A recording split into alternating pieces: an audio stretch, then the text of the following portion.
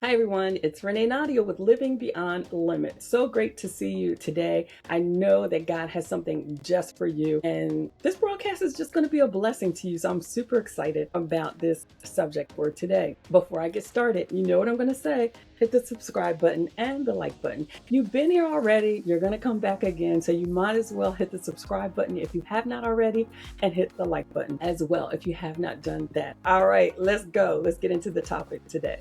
Super excited about this topic. It is under God's covering, safety, and surrendering. These are topics lately that we've covered in our PowerHouse devotional prayer call with the ladies, but the topics are for anyone, men and women. You can get something out of these topics, but the prayer call is just for the ladies. So these are my notes. These are on a blog. I'll leave the link in the description box for this as well. They're great topics. We have an amazing time on this call, just having opportunity to encourage each other, to uplift each other in the Word of God. So, ladies, if you're out there, no matter where you are around the world, if you want to join us, you can join us. It's a call that is relaxing, meaning there is no stress. You don't have to put your camera on if you don't want to. You don't have to comment if you don't want to. You can just sit back and listen. It's set up for women who are working, watching children, cooking, all those types of things. We're just there to encourage you for that small amount of time. The call is 30 minutes long and it's a blessing. All right, that being said, going to get started. So the topic is under God's covering, safety, and surrendering. When you hear the word surrendering, I know it's like nobody wants to give up anything, right? It's like a tough subject for all of us. When we hear words like submission or surrender, many times we don't immediately see them as something good. Often surrender feels like loss, right? We think of giving up our own will, our own desires, our plans, and even things that our hearts have deeply longed for. In a world that encourages us to fight for control, submission can feel uncomfortable and even weak. But submission to God is very opposite of weakness. True surrender is not losing, it's positioning ourselves under the protection, under the wisdom, and the guidance of a loving Father who sees far beyond what we can see. Submission places us in God's perfect will for our lives. It allows Him to lead us in every area: our relationships, our career, our health, our decisions, our emotions, spiritual growth, and overall well being. The safest place that we can be is where God desires us to be. Surrendering to God does not mean life will suddenly become easy or free from trials. It means that even in uncertainty, opposition, pain, or disappointment, we trust that God is still leading us. Under His covering, there is peace, there's direction, there's protection, and there is purpose. Let me say that again. Under His covering, there's peace, there's direction, there's protection, and there's purpose. So here's a few points. Submission positions us for God's will. Many times we want God's blessings, but we struggle with yielding our hearts completely to Him. Yet God's will is always greater than anything we could plan for ourselves. The book of Job 22:21 through 30, we're reminded of the blessings connected to returning to and agreeing with God. Job 22 through 21 says, submit to God and be at peace with Him. In this way, prosperity will come to you. When we submit to God, we invite peace into our lives. Submission is not about losing our identity. It's about allowing God to align our lives with His purpose. Sometimes we want immediate answers, but God desires surrendered hearts before revealing the directions. Here's a reflection for this point. Are there areas in your life where you have been trying to maintain control instead of trusting God fully? What would it look like to surrender those areas to Him today? Point number 2. Submission gives us strength in opposition. Joseph is a powerful example of surrender in the midst of pain and betrayal. God had a specific plan for Joseph's life, yet the journey was filled with rejection.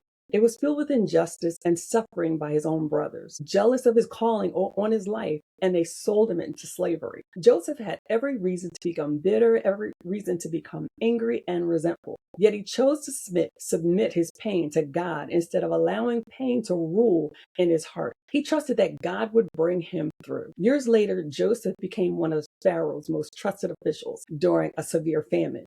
The very brothers who betrayed him eventually came before him seeking food and help. without even realizing who he was. Instead of revenge, Joseph extended mercy, provision, and grace. And you can read this in the Old Testament for yourself, and I encourage you to do so. Joseph's surrendering heart positioned him for victory. This reflects the truth found in 1 Peter 5:6. Humble yourselves, therefore, under the mighty hand of God, and that he may lift you up in due time.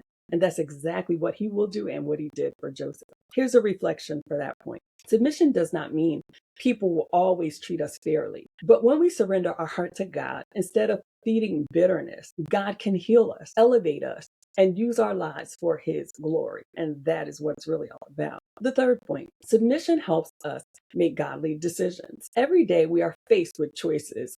We can follow our flesh, our emotions, our personal desires, or we can seek God's direction. Romans 8:7 reminds us the mind that's governed by the flesh is hostile to God. It doesn't submit to God, nor can it do so. Our flesh wants immediate satisfaction, control, revenge, things like comfort and recognition. But the Spirit of God leads us differently. Submission requires us to pause, pray, seek wisdom, and trust God even when his direction stretches us. There are moments when God's instructions may not make sense right away.